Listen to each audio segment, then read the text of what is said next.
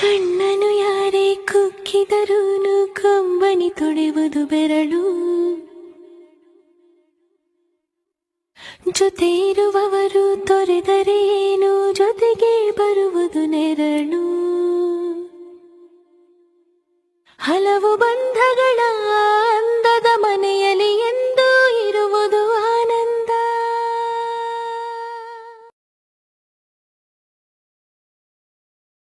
ಕಣ್ಣನು ಯಾರೇ ಕುಕ್ಕಿದರೂನು ಕಂಬನಿ ತೊಳೆವುದು ಬೆರಳು.